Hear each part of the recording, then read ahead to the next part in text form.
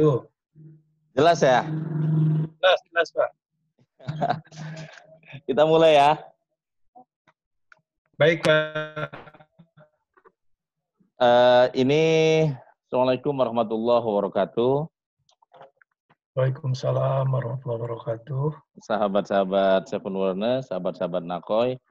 Malam ini jam 7 malam, saya sangat bahagia sekali dan menyapa Anda semua di teman-teman di YouTube. Kali ini spesial momen saya masih dalam suasana Idul Fitri, sehingga saya mengucapkan minal aidin wal faizin spesial untuk sahabat saya, Dr. Asad THTKL, yang ada di Cirebon ya dok ya. Ya, Pak Nakoy. Dan kita ini disajikan oleh teman-teman di YouTube Pak Asad, walaupun berdua tapi insya Allah videonya Ya, semoga bermanfaat di hari fitrah ini ya.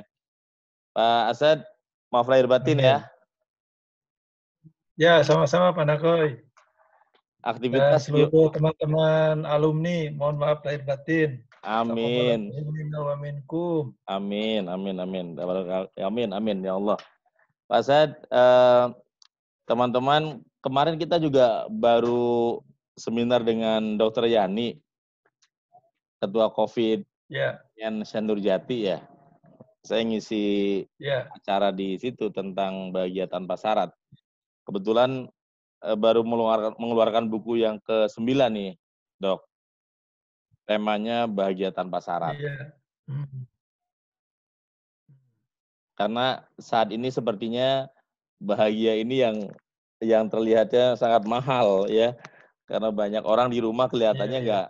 nggak bahagia nih dok, sehingga pada saat dilonggarkan sedikit aja Iya, iya. PSBB langsung mal-mal wah jadi penuh ya di Jakarta. Kalau di Cirebon sendiri kalau PSBB gimana dok? Iya, iya. Sama Pak. Ya, PSBB ya pada sebagian sih kalau di daerah memang ada yang patuh, ada juga yang karena kebutuhan yang mendesak tidak bisa dijalankan secara total memang. Oh ya. Jadi buat yang baru bergabung, ya saya kenalkan ini beliau adalah Dr. Asad THTKL. Beliau saat ini adalah Direktur Utama Rumah Sakit Permata Cirebon ya dok ya. Betul. Permata Cirebon yang ada di Jalan Tuparef Ya. Cirebon, Jawa Barat. Dan beliau juga seorang entrepreneur juga, kemudian Kalau ya, beliau juga aktif di berbagai organisasi kegiatan-kegiatan sosial dan saya rasa beliau waduh, juga punya karakter leader nih untuk masa depan Kota Cirebon, saya doakan. Amin ya, Dok. Halo, Dok. amin. Dan alumni Severness. Dan Dan alumni Severness. dan beliau adalah Saya alumni Severness dan juga. beliau adalah alumni Seven Wellness angkatan pertama di Jakarta Cirebon. yang kemudian mengembangkan di Cirebon. Jadi buat teman-teman Ya, alumni Seven Wellness, saya kenalkan beliau adalah eh, alumni yang sangat proaktif, bahkan menjadi ketua alumni di Cirebon yang membuka kelas angkatan per angkatan ya dok ya, ya, dari mulai public training, kemudian in-house training, sehingga saya mengenal banyak tokoh-tokoh di Cirebon melalui beliau ya. Tapi sebelum kita bahas soal new normal dok, kira-kira ya, dokter siap. dokter bisa sharing nggak ke teman-teman nih, alumni-alumni yang mungkin baru mengenal, baru tahu ya tentang Seven Wellness atau yang sedang menyaksikan dan juga belum tahu tentang Seven Wellness, mengapa Seven Wellness ini penting dan juga dokter ikut menyebarluaskan sebagai dakwah di Kota Cirebon dan sekitarnya dok ya, tidak hanya di Cirebon ya. Gimana dok? Boleh Ya, mengenalkan dok? Seven Awareness itu merupakan suatu kebutuhan ya, keniscayaan bagi setiap orang.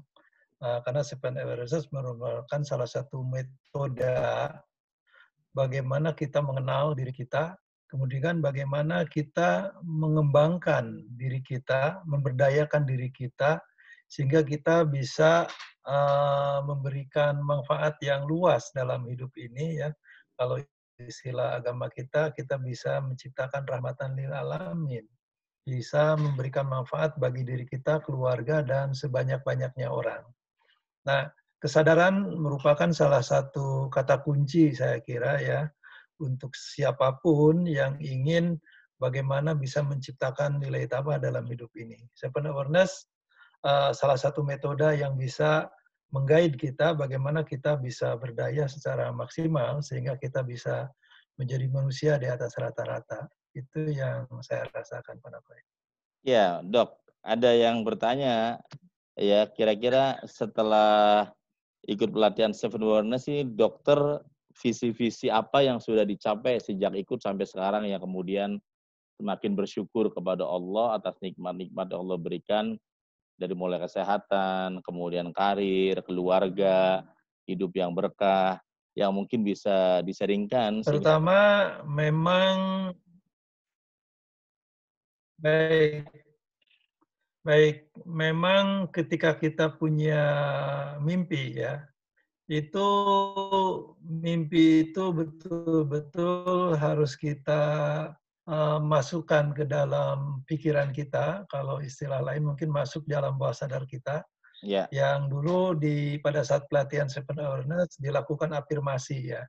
ya, Nah, dan itu ternyata kita digait ke situ gitu kan.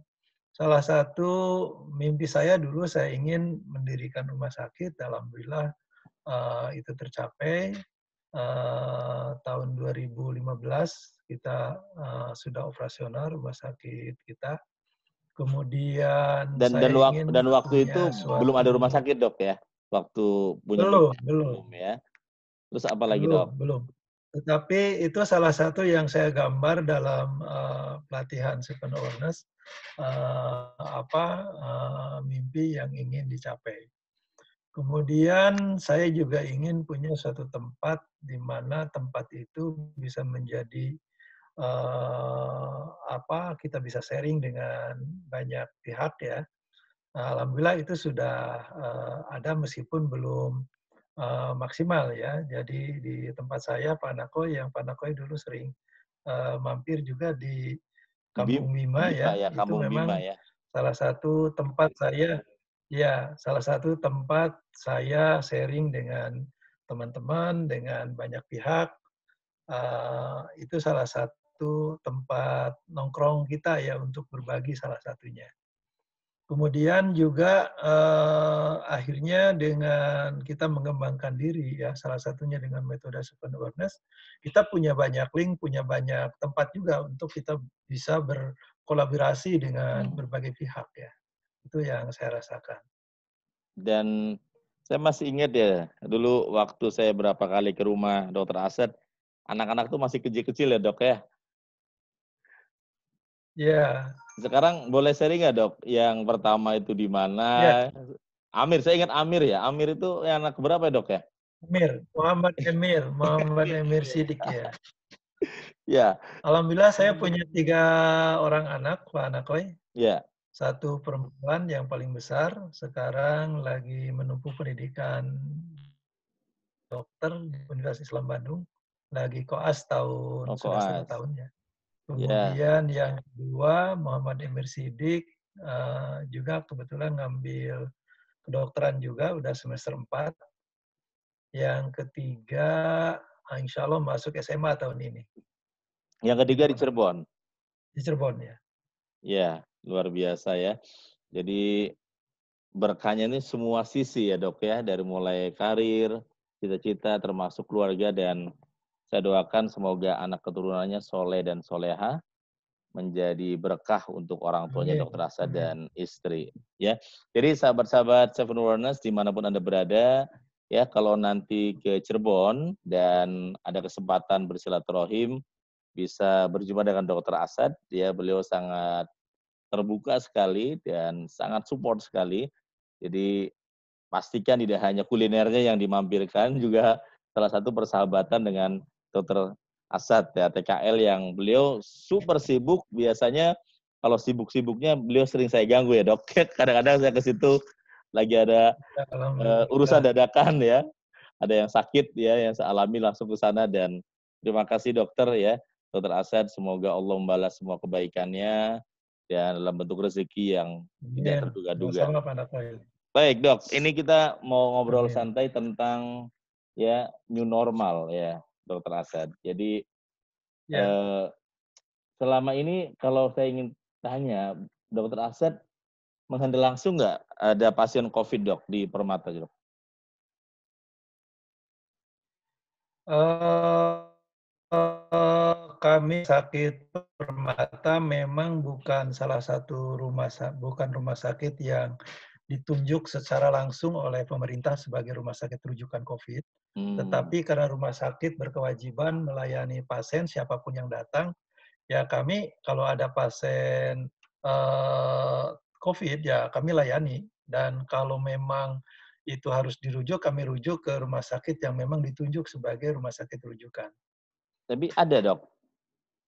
Ada kasus Ada, ada, ada ada, ya? Oh, ada. ya. Eh, Hari ini kami juga merawat satu yang positif ya di ruang isolasi yang kami punya gitu. Ya. Biasanya kalau kemarin saya baca di teman-teman Karyadi di Semarang ya, Dok, ya. Ternyata memang banyak pasien-pasien yang kadang-kadang nggak jujur pada saat pemeriksaan dan sebagainya ketika dia melakukan, eee operasi dan sebagainya. Itu biasanya cara membuka pikiran mereka agar kemudian Konsultasi. ya konsultasi bahwa dia misalkan pernah tes COVID atau apa, Iya, yang iya, dokter itu lakukan iya. gimana, Dok? Ya, kami memang memasuki era COVID ini mengedukasi juga pasien-pasien agar memberikan informasi yang benar ya. Kami pasang banner-banner agar pasien memberikan informasi yang benar. Karena memang ada pengalaman waktu itu ada salah satu pasien datang ke UGD, dia tidak menyebutkan bahwa dia COVID? salah satu pasien yang harus mengisolasi diri, Hmm. tiba-tiba dia berkeliaran dari Jakarta ke Cirebon. Oh. Nah, tiba-tiba di Cirebon, ketika dia lagi traveling mungkin di Cirebon, karena ada mungkin keluarga di Cirebon, tiba-tiba pasien tersebut ditelepon dari salah satu rumah sakit di Jakarta bahwa hasil tes untuk COVID dia positif. Oh, masya Allah. Jadi suatu hari dia itu termasuk orang yang kontak dengan orang yang positif COVID. Maka oleh rumah sakit dianjurkan untuk isolasi di rumah dan dilakukan pemeriksaan. Berapa hari kemudian hasilnya muncul positif dan dia lagi terpeling di Cirebon. Tiba-tiba Hmm. datang ke rumah sakit kita, ke UGD, tanpa memberikan penjelasan bahwa saya dinyatakan tiba-tiba langsung bilang ke UGD, tolong saya ingin diperiksa CT scan paru. Karena Hmm. memang dengan CT scan itu ada gambaran khas dalam CT scan paru itu ke arah COVID atau tidak. Nah, jadi langsung waktu itu petugas kami curiga ini kok minta tiba-tiba periksa CT scan paru, ada apa? Emangnya kenapa Pak? Awalnya dia tidak memberikan penjelasan secara jujur, tapi lama-kelamaan dia bilang, saya dinyatakan positif COVID oleh salah satu rumah sakit di Jakarta. Yang Oh. seharusnya dia mengisolasi diri. Uh, ya akhirnya langsung petugas mengisolasi, kemudian dilaporkan ke Satgas di Cirebon. Akhirnya dideportasi dan kami tidak melayani untuk periksa CT scan-nya. Jadi kami langsung koordinasi dengan Satgas COVID dan kemudian uh, diselesaikan sesuai prosedur yang ada. Karena untuk CT scan COVID itu yang positif itu tidak sederhana. Ruang radiologi harus disterilkan sebelum dan sesudahnya juga. Jadi Dan seluruh petugas pakai APD yang level 3 ya, yang bisa memproteksi seluruh petugas, dan itu eh, harus dibebankan ke yang bersangkutan. oh yang bersangkutan. Iya, karena pihak kami rumah sakit swasta tidak ada apa namanya fasilitas dari pemerintah untuk APD-nya, iya. Jadi Apalagi waktu itu masih baru-baru. ya.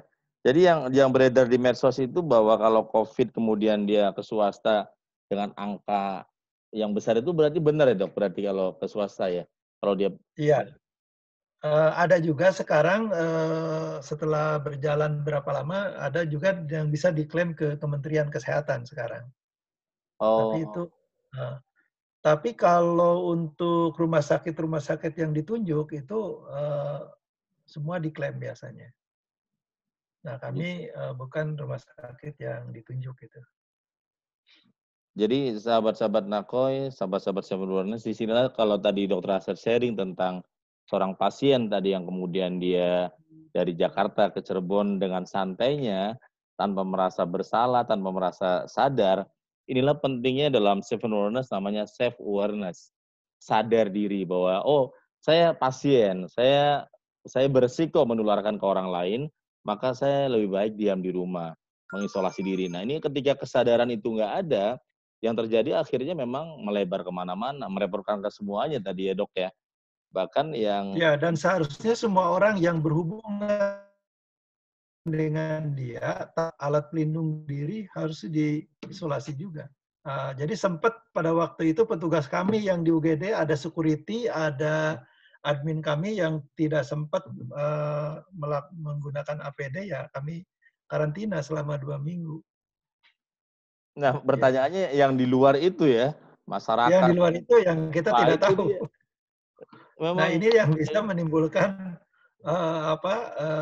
penularan ya, ini PR penularan. PR besar ya. Jadi memang kalau di negara luar langsung dicari sampai satu orang bisa 4.000 orang, 1.000 orang, Betul, 500 betul, orang. Ya dia bersentuh betul. dengan siapa aja. Nah ini Ya, ya Allah ya, jadi kesadaran ini penting ya Dok ya, terutama buat betul. teman-teman yang menyaksikan ini ya. Ya memang kita menahan diri dan sadar ini penting ya. Bahkan ada sebuah quote bahwa salah satu cara memutuskan rantai COVID ini adalah Anda berpikir sebagai pasien. Kalau Anda jadi orang yang kena, apa yang harus Anda lakukan? Anda akan berdiam diri, menahan diri, ya. Jangan kebalikannya tadi contoh Dokter Asad ceritakan, seorang Ya. pasien dari Jakarta, mungkin kalau dihitung bisa lebih dari 10 orang, 100 orang bisa jadi Dok ya, yang dia dari Oh, bisa mulai, jadi, bisa wah jadi. nggak kebayang, apalagi dia mampir ke Indomart, mampir ke pom bensin, waduh itu nggak kebayang Hmm. ya. Dan ini Dok, kalau kalau menurut Dokter Asa sendiri, kalau new normal itu seperti apa Dok? Biar ini edukasi buat masyarakat, karena ini banyak Jadi, juga yang salah tangkap, sehingga seolah-olah kita ya, ini sudah landai, sudah turun, sehingga kita kayaknya sudah mau berakhir. Padahal ternyata info COVID sampai hari Jumat hari ini, pertanggal ini ternyata makin banyak ini ya yang terinfeksi dari Kementerian Kesehatan informasinya. Gimana Dok? ya.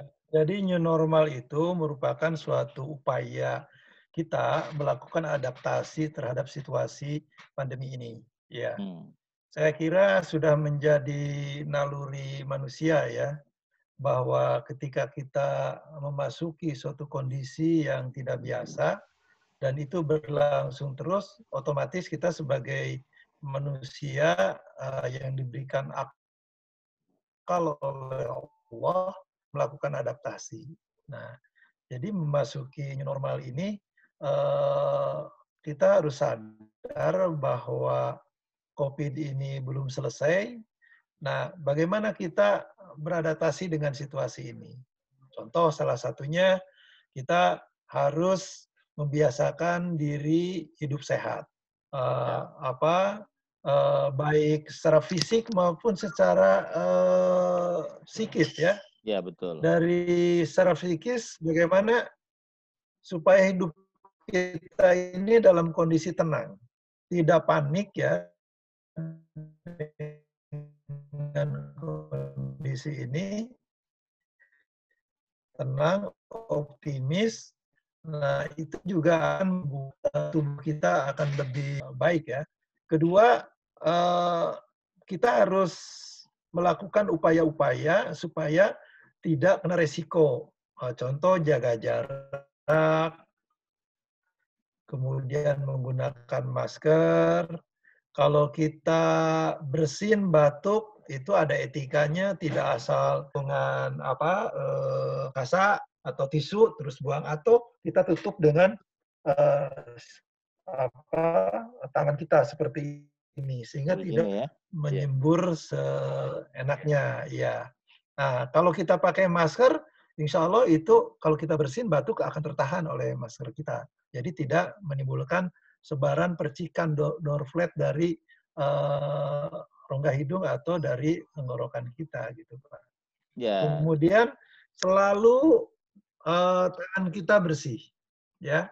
Jadi selalu kita setelah menyentuh sesuatu di area publik atau di tempat-tempat tertentu selalu kita cuci tangan. Oleh karena selalu harus bawa hand sanitizer yang fleksibel seperti ini. Jadi tinggal buka atau semprot, kita cuci tangan kita. Nah, Hmm. gitu.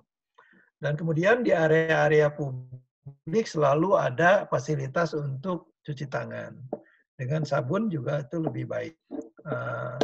Kemudian kalau timbul gejala-gejala, kita harus sadar diri, harus konsultasi dengan ahlinya, dengan petugas kesehatan. Kemudian kita juga harus menjaga kondisi tubuh kita selalu fit ya.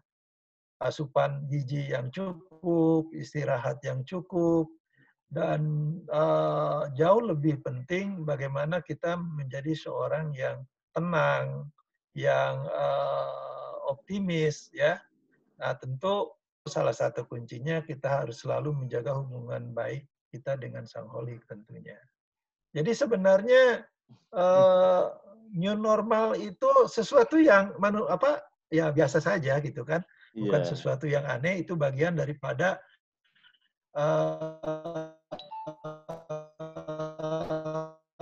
eh, bagaimana kita beradaptasi dengan itu.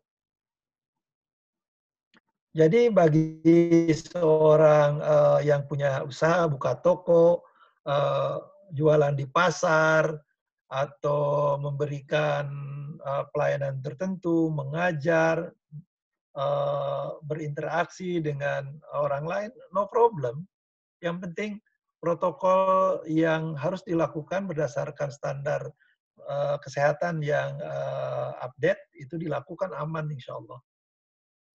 Ya. Jadi begitu sahabat-sahabat Nakoi. Jadi memang betul tadi Dokter Asa sampaikan bahwa kalau dalam seven awareness, bab pertama awareness of thinking, bahwa pikiran adalah pelayan yang baik sekaligus majikan yang jahat. Nah, jadi kita ini kemudian diminta menjadi majikan atas pikiran kita sendiri, bukan kemudian terbalik kita menjadi budak Ya. atas pikiran kita. Karena kalau menjadi budak, yang terjadi ini COVID-19 membuat manusia akhirnya takutnya yang besar, kecemasan yang besar, malah nggak paham dan akhirnya kita malah gagal semua ya Dok Betul. ya, malah ekonomi Betul. hancur, kita juga hancur. Nah ini kita diminta menjadi majikan, akhirnya kita yang mengendalikan COVID-19 ini, kita tetap hidup sehat. Kalau dokter sampaikan tadi malah kelihatannya malah kita diminta untuk hidup lebih sehat, lebih mulia, lebih baik, lebih lebih dari sebelumnya ya. Betul. Bahkan tadi lebih Betul. mendekatkan diri kepada Allah, dengan sesama, bahkan diminta selalu bahagia, selalu tenang ya. Dan juga terbiasa dengan cuci tangan, hal-hal yang sebelumnya mungkin jarang atau mungkin kita remehkan sebelum ada COVID-19. Nah, setelah ada COVID-19, ada new habit yang kemudian menjadi new normal ini, yang teman-teman harus positif. Jadi, ini buat himbauan ke masyarakat yang kemudian terkadang berlebihan, termasuk ya ketika kemarin terjadi kayak di Jakarta, ada mall langsung diserbu ya.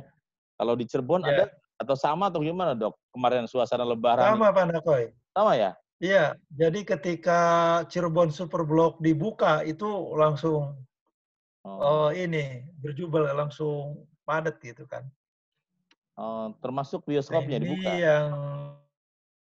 yang perlu habit baru di new normal ini, bagaimana kita apapun aktivitas kita, bagaimana kita harus bisa memprotek diri kita dan orang lain tidak aman gitu kan, harus aman, iya. Ya, di new normal ini kita Bahkan juga gini Pak Nakoy, dengan ya, new normal ini eee, banyak juga sisi positifnya. Saya begitu mudah bisa ketemu Pak Nakoy sekarang kan. Saya hari ini ada Zoom meeting 4 Pak. Ada 4 Zoom meeting dan, di corporate saya, kemudian dengan salah satu tokoh nasional, dengan salah satu kepala dinas di Provinsi Jawa Barat, Ketua Kadin Jawa Barat. Jadi yang itu tidak mudah kita bisa ketemu kalau tidak dalam suasana seperti ini. Jadi kita harus selalu kopdar kan. Nah iya, sekarang ternyata tidak. Iya, ini salah satu apa namanya, salah satu hikmahnya. betul. Hikmahnya. Bahkan Pak Nakoi kan bisa melakukan training secara Online, online. betul betul. Kemudian saya juga sudah mulai mengadakan telemedicine, praktek secara online gitu kan. Eee, Hmm, betul itu banyak sekali efisiensi dan kemudahan-kemudahan. Pasien ada di luar negeri pun bisa betul. berkonsultasi dengan kita. Pasien yang selama ini saya praktek di Cirebon, dia ada di Majalengka, tidak usah datang, bisa efisien. Kalau dia datang dari sana ke Cirebon butuh waktu 40 menit, harus bayar tol, beli BBM, belum lagi nunggu antrian di rumah sakit. Nah, dengan telemedicine cukup ketemu, ngobrol 10 menit, 15 menit, resepnya kita delivery dari rumah sakit, itu selesai. Kalau perlu memang urgen harus ketemu saya, ketemu dokter, dia akan ketemu dokter langsung tanpa nunggu karena kita atur waktunya supaya ketemunya pas gitu kan. Nah, ini banyak efisiensi akhirnya yang bisa kita dapatkan. Coba Ya, kalau saya ingin talkshow dengan Pak Nakoy misalkan dan disaksikan oleh seluruh alumni, saya harus datang ke Ciputat. Coba bayangkan. Tapi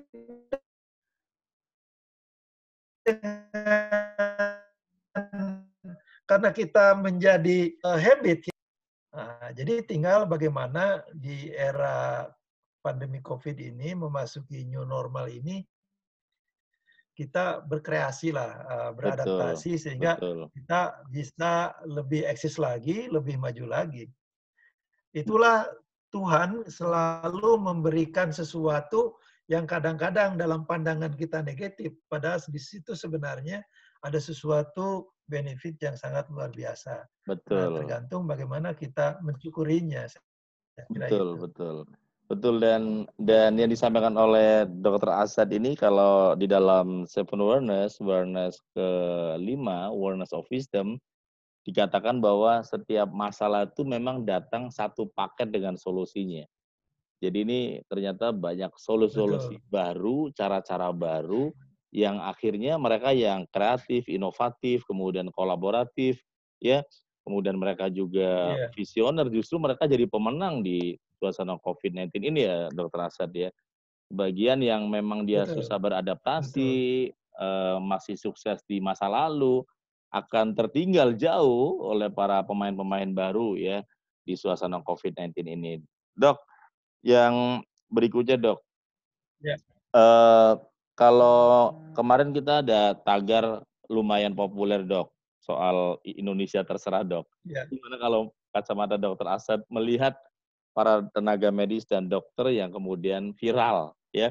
Kebetulan saya juga tanyakan ke teman-teman sahabat-sahabat alumni yang dokter juga ini. Kalau menurut Dokter Asad gimana tuh Nah, menanggapi Indonesia Terserah itu? eee, sebenarnya kan masalah ini Indonesia ini tidak bisa dengan istilah Indonesia terserah kan. Karena setiap warga negara punya tanggung jawab yang besar kan untuk bagaimana menjaga NKRI ini dalam suasana yang kondusif, Betul. maju kan. Dan semua tidak bisa ditumpukan atau tanggung jawabnya diserahkan pada orang per orang. Semua orang punya fungsi, punya peran ya.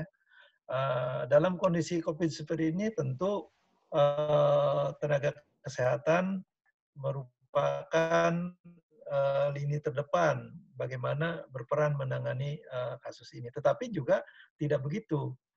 Pihak-pihak lain juga uh, harus punya peran. Contoh misalkan para entrepreneur memproduksi APD dengan berkualitas tinggi dengan harga yang sangat terjangkau, itu Ya. pun menjadi solusi. Jadi sebenarnya Indonesia, apapun diri kita, keluarga kita merupakan tanggung jawab kita bersama. Nah ini yang kadang-kadang situasi di negara kita yang memang perlu Seven Awareness selalu tampil mengedukasi bagaimana sebenarnya kita ini bisa energis kan, karena hidup ini tidak bisa hidup sendiri ya, apalagi di era global sekarang ini. Sesuatu kehidupan itu harus ditopang secara bersama-sama sehingga menjadi ringan dan semua persoalan-persoalan yang ada bisa kita hadapi secara ringan, secara bersama-sama gitu Pak Nako. Jadi Iya. dalam hal ini tidak ada istilah mengklaim, wah si ini lebih berperan, si ini lebih hebat. Tidak. Semua kita punya tanggung jawab, punya peran sesuai dengan kapasitas dan kedudukan kita, Pak Nakoy. Iya, jawaban yang mantap sekali, great ya, Dokter Asad.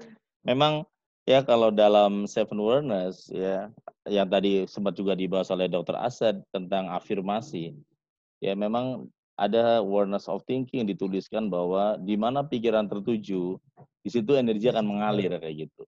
Ini Betul. persoalannya tulisan Indonesia Terserah ini begitu viral, diduplikasi di mana-mana sehingga ya saya khawatirkan menjadi energi kolektif kayak gitu. Sehingga Ya, saya berbahagia juga beberapa minggu berikutnya akhirnya para dokter, teman-teman medis juga bahkan mengucapkan kata-kata mohon ke teman-teman untuk tetap di rumah dan sebagainya, tidak lagi kata-kata Indonesia terserah.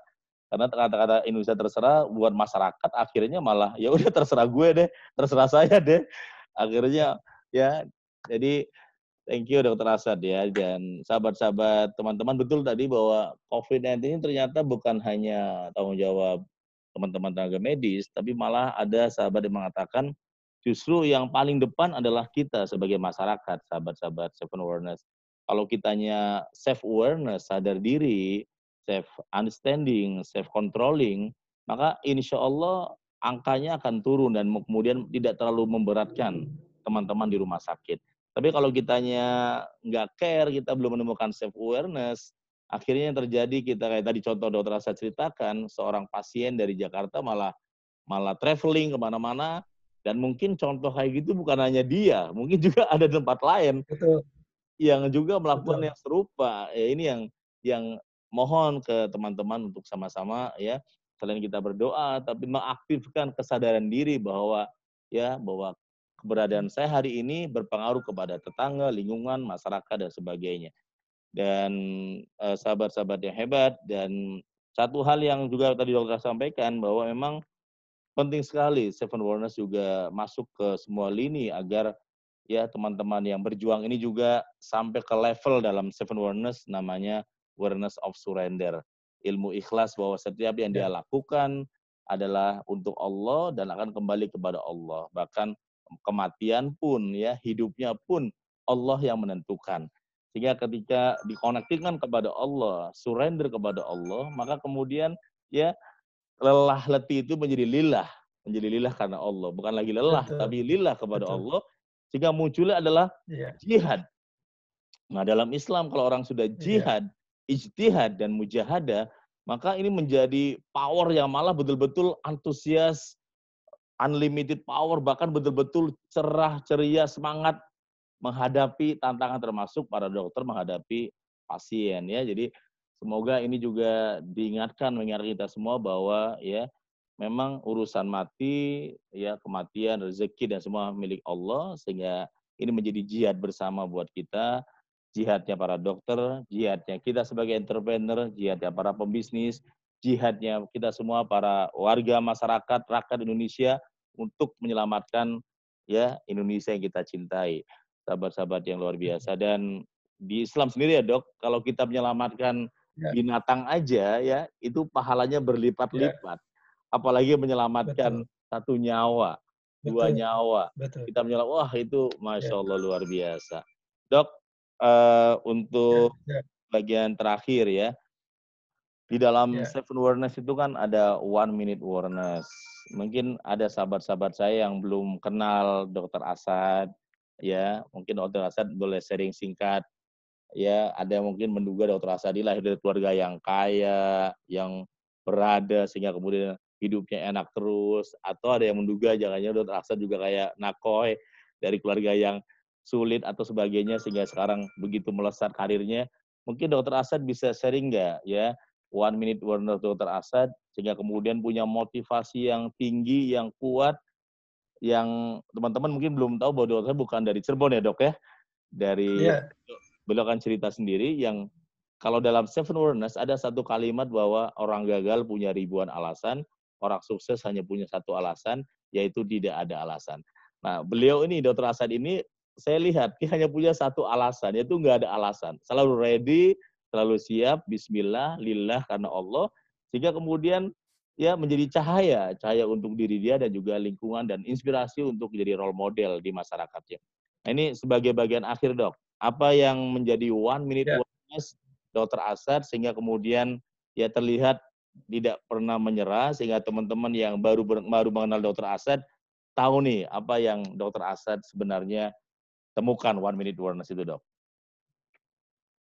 Jadi, saya sedikit cerita tentang riwayat hidup saya, sama saya kira dengan Pak Nakoy, kita lahir dan dibesarkan di suatu kampung ya yang jauh dari uh, kita hidup di daerah yang dalam kehidupan yang sangat sederhana ya, karena memang orang tua kita juga bukan orang yang kaya raya secara finansial, tetapi alhamdulillah ya orang tua kita membekali, mengasuh kita ya dengan mengajarkan nilai-nilai kehidupan dari agama Islam ya.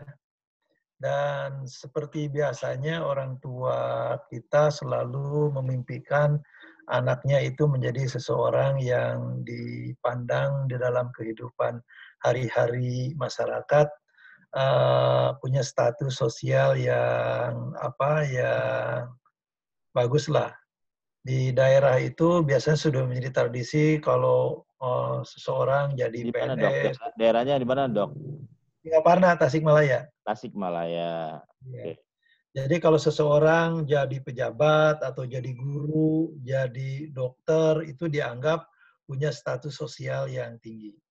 Dan saya diamanahkan oleh ibu, karena ibu saya dulu katanya cita-citanya ingin menjadi dokter, kemudian tidak tercapai, dan saya diminta untuk melanjutkan cita-cita ibu saya. Alhamdulillah dengan doa ibu ya, dengan berbagai keterbatasan, akhirnya saya bisa lulus seorang dokter, kemudian melanjutkan spesialis, karena saya diajarkan juga oleh senior-senior kalau ingin maju ya salah satunya harus nambah ilmu lagi ya spesialis. Nah, dalam pikiran saya waktu itu, pikiran pendek saya kalau saya sudah jadi spesialis, saya pikir semua persoalan-persoalan hidup itu menjadi mudah. Ternyata pada kenyataannya, dalam realita hidup saya sering menyaksikan kesulitan-kesulitan yang dihadapi oleh pasien-pasien saya. Dan saya sendiri tidak bisa menolong secara total. Saya ternyata juga punya keterbatasan orang lain. Nah, setelah itu saya berpikir ternyata kalau saya selama ini jadi dokter juga hanya menjadi seorang pegawai, seorang buruh di suatu pelayanan kesehatan rumah sakit. Nah, waktu itu saya berpikir, kenapa kok saya tidak bisa uh, menciptakan, memberikan solusi terhadap persoalan-persoalan yang saya hadapi. Nah, pada waktu itu berkesimpulan bahwa kalau saya hanya memiliki kompetensi sebagai dokter spesialis saja, membantu atau misalnya persoalan-persoalan yang saya lihat dalam hari-hari hidup saya gitu Pak Nakoi. Makanya pada waktu itu saya coba berpikir kenapa sih sebenarnya ada seseorang yang lebih berdaya, ada seseorang yang kurang berdaya. Nah, ternyata itu bahwa kompetensi yang harus kita miliki, contoh profesi seorang dokter, seorang guru, seorang apapun, kompetensi itu seorang ahli IT misalkan memang harus dimiliki oleh setiap orang. Tetapi sebenarnya seorang hamba Allah, seorang manusia, cita-citanya, karirnya yang paling tinggi dalam hidup ini menurut saya adalah harus menjadi seorang pemimpin. Nah, seorang pemimpin itu harus punya kompetensi, harus punya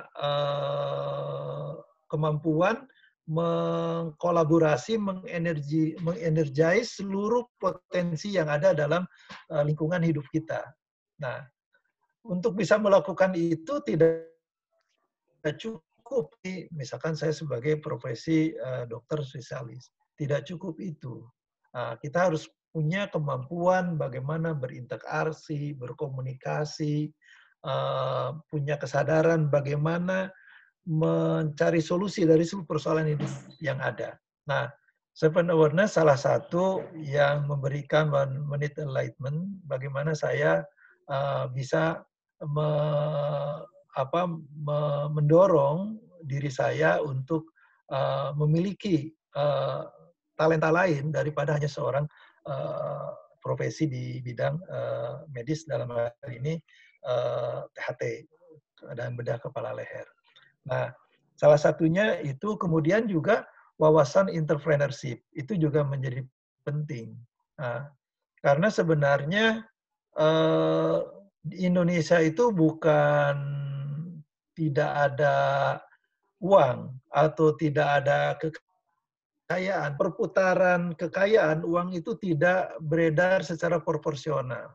Yeah. Nah, bagaimana kita bisa punya peran itu, maka kesadaran bahwa kita punya potensi, bahwa potensi kita harus diasah sehingga kita punya kemampuan yang holistik dalam menghadapi kehidupan itu yang tidak diajarkan dalam pendidikan-pendidikan formal.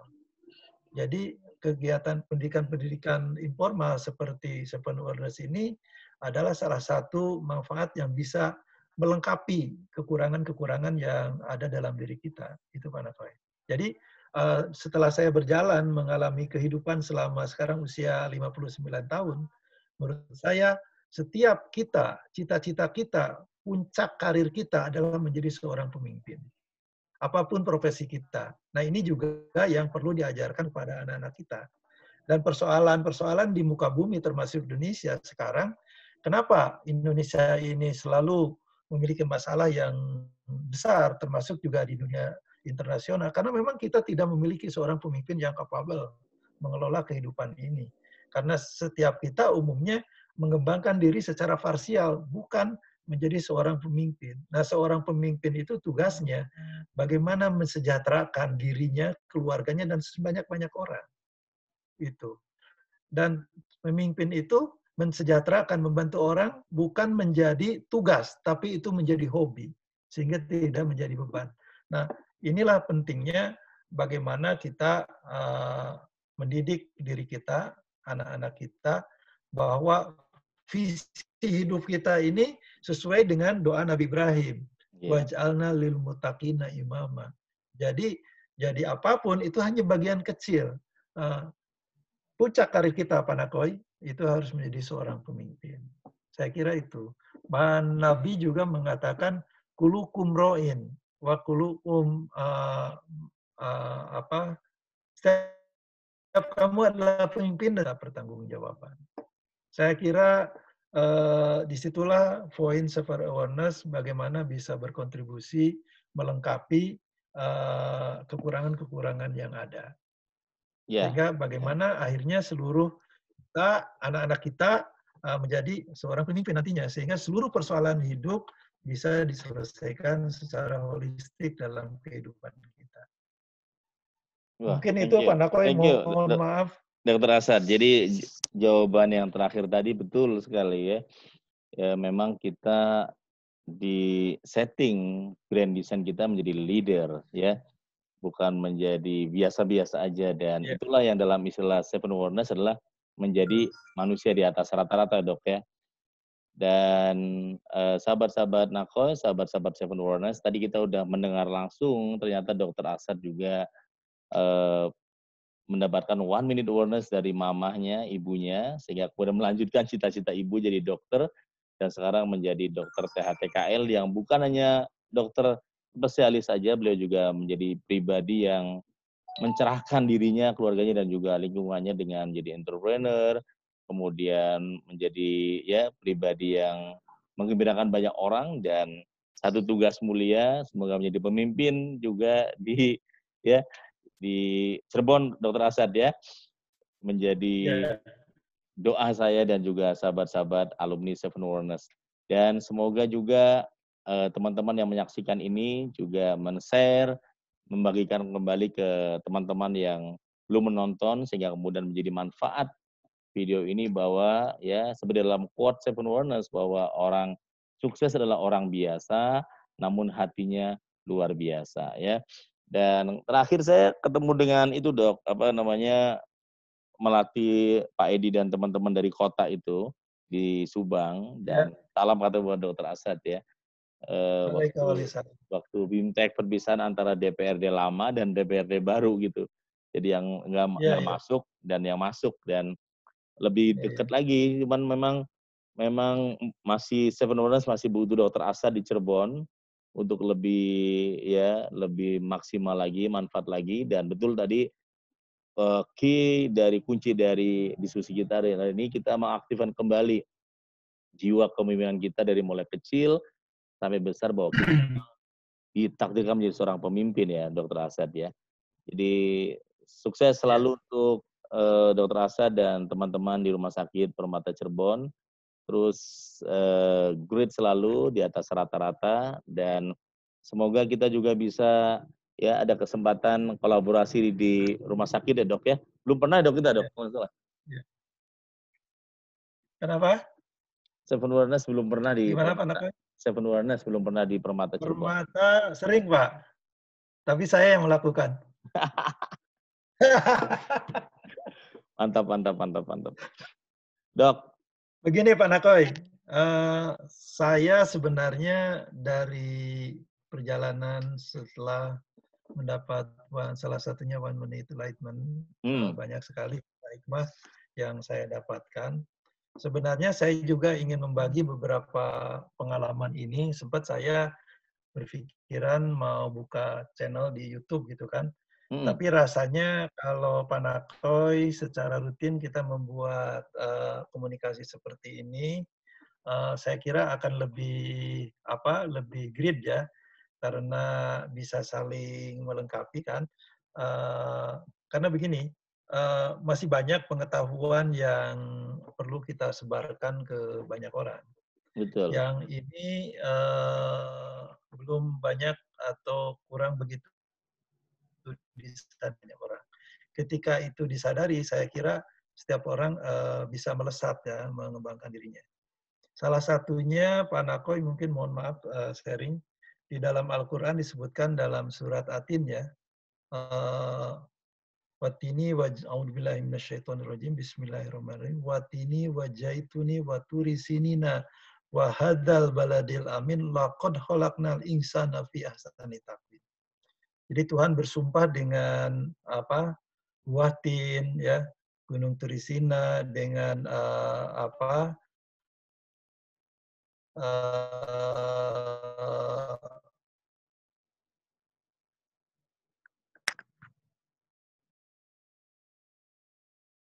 Wahadal Badail Amin tentu itu wilayah Mekah dan Madinah itu yang sangat sempurna, yang fi ahsani taqwim. Nah, makna ini ternyata saya dapatkan salah satunya belakangan tahu makna, salah satu makna ini. Kenapa manusia itu disebut fi ahsani taqwim, Pak Nako? Ternyata salah satunya di dalam kepala kita itu ada yang namanya otak.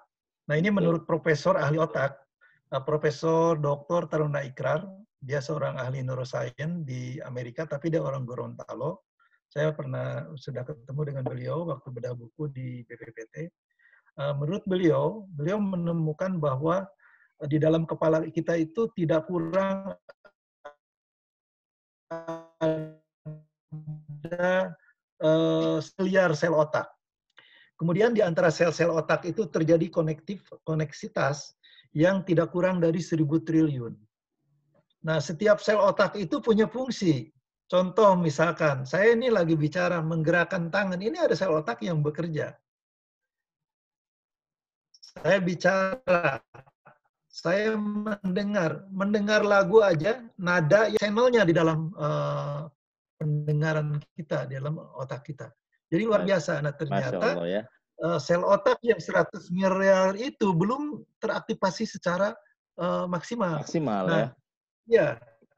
Dan kemudian kenapa Tuhan menciptakan manusia fi ahsani taqwim? Karena Tuhan mengamanahkan manusia sebagai khalifah fil ardh untuk mengelola alam semesta ini.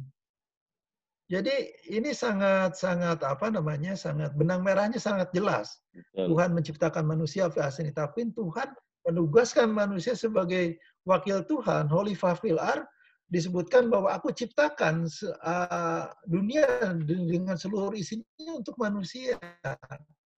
Nah, supaya apa? Supaya manusia mencapai dari waktu ke waktu. Dan manusia sudah dibuat bekalnya. Diberikan penciptaan fi ahsani taqwim, diberikan guiding dalam hal Al-Quran, dalam hal ini diberikan contoh leader-leader, contoh manusia-manusia teladan, para nabi dan rasul, para sahabat, para pengikut rasul yang berhasil mencontoh Rasulullah. Jadi sebenarnya setiap kita ini orang-orang hebat, asal mau kita mengaktifasi potensi kita. Nah, ini yang banyak kurang disadari karena memang penduduk kita kan lama juga dijajah dulu oleh Belanda yang hampir katanya 360 tahun ya. Kemudian Jepang, dan itu bobokan potensi kita. Nah, sekarang di era global, di era sangat terbuka ini, saatnya saya kira kita mengembangkan diri secara maksimal. Jadi siapapun kita, anak-anak kita punya peluang yang sama untuk menjadi orang-orang hebat. Untuk jadi presiden, menjadi seorang pengusaha, menjadi seorang ahli dalam berbagai bidang, ketika kita diaktifasi sesuai dengan fashion yang kita inginkan. Contoh Pak Habibie. Kenapa beliau hebat? Karena otaknya diaktifasi sesuai dengan fashion dia ke Dirgantara. Ya, itu luar biasa. Pak Habibie itu di Jerman diakui sebagai seorang seorang ahli yang sangat dikagumi. Waktu saya traveling ke Jerman, ke pabrik pesawat Airbus itu, ketika pimpinan perusahaan ingin menyampaikan profil perusahaan, langsung foto Pak Habibie itu dimunculkan. Dan beliau sangat mengagumi Pak Habibie. Dan Pak Habibie siapa sih? Orang Indonesia, orang Gorontalo sana. Kemudian Profesor Taruna Ikrar yang seorang ahli otak di Amerika. Ternyata orang sangat jauh di kampung. Kalau dia mau sekolah aja mesti pakai pakai perahu gitu kan. Nah, jadi semua kita itu punya potensi yang luar biasa. Nah, itu Pak Nako yang ingin sebenarnya kita sharingkan lebih banyak. Kemudian bagaimana langkah-langkah yang harus kita lakukan. Sebenarnya setiap kita mau jadi mengarahkan potensi diri kita ke mana, fashionnya itu sangat bisa dilakukan, Pak Nako. Ya, Gitu. Dok, ini sepertinya memang kita mesti buat series ini ya. Nanti kita buat khusus Iya. tambahan dan Dokter Asad bisa explore lagi nih. Karena ini juga buat sahabat-sahabat Seven Wonders pendalaman. Pendalaman ini memang saya menggali potensi-potensi alumni yang memang unlimited ya, potensi seperti Dokter Asad ini. Tadi yang disampaikan Dokter Asad betul ya, memang sejalan dengan Seven Wonders, awareness of thinking, bahwa manusia ini memang ya salah satu tadi potensi yang sangat bernilai, super nilainya adalah dari mulai thinking ya, akalnya, pikirannya, sehingga kemudian ketika tidak bisa mengaktifkan kesadaran dalam berpikirnya, maka dia menjadi asfala safilin, menjadi manusia yang paling Ya, seburuk-buruknya, betul, betul. seburuk-buruknya makhluk Allah ya. Tapi kalau kemudian dia bisa mengaktifkan kesadaran berpikirnya, maka kemudian menjadi aksana takwim yang tadi disampaikan oleh Dr. Asad juga. Dan inilah di dalam buku saya One Minute Awareness saya tulis Dr. Asad bahwa salah satu kelebihan dari manusia dibandingkan dengan malaikat dan juga iblis adalah kita punya the power of choice, kekuatan untuk memilih apakah Betul. kemudian kita mau jadi aswala safilin atau aksana Ya, takwim seperti grand design yang Allah sudah digambarkan dalam Al-Qur'an bahwa kita memang khalifah fil ard ya. Dan ya, diskusi dengan Dr. Asad memang menarik karena beliau selain dokter juga ternyata pembelajar sejati ya. Beliau juga inspirasi juga ya, trainer juga nih, banyak nih Dokter Asad ini ya. Dan saya senang bertemu dengan para alumni Seven Wonders yang berkembang begitu pesat ya, tapi selalu ingat tentang Seven Wonders seperti Dokter Asad ya. Dan kita nanti insya Allah sambung lagi seri berikutnya Dok ya. baik, Kita Pak Nako. bahas ya Seven Wonders edisi berikutnya. Kali ini kita lebih santai tentang new normal. Nanti sahabat-sahabat, dan video ini juga dokter boleh bagikan ke teman-teman Dokter Asad biar biar manfaat juga ya Dok ya, selain ke jaringan Seven Ya, Wellness, juga teman-teman di Cirebon dan sekitarnya ya, bahwa diskusi kita walaupun berdua tapi semoga manfaatnya tersebar sampai ke seluruh penjuru dunia ya. Dokter ya, Asad, amin. terima kasih malam ini ya, salam buat Ya, keluarga dan ya, insya sama-sama Pak Nako. kalau nanti saya pulang kampung dan sudah aman boleh pulang ke Cirebon oleh keadaan normal, nanti kita ketemu langsung insya Allah. Dan nanti kalau Ya, sempat saya bawa buku terbaru saya, Unconditional baik. Happiness, Bahagia Tanpa Syarat. Ya, Ya, demikian Dokter Asad ya. ya, Salam terima buat kasih. keluarga ya. Ya, ya, Terima sama Pak kasih. Nako. Ya, Terima sampai kasih. ketemu Ya, lagi. Terima kasih. insya Allah. Wassalamualaikum warahmatullahi wabarakatuh.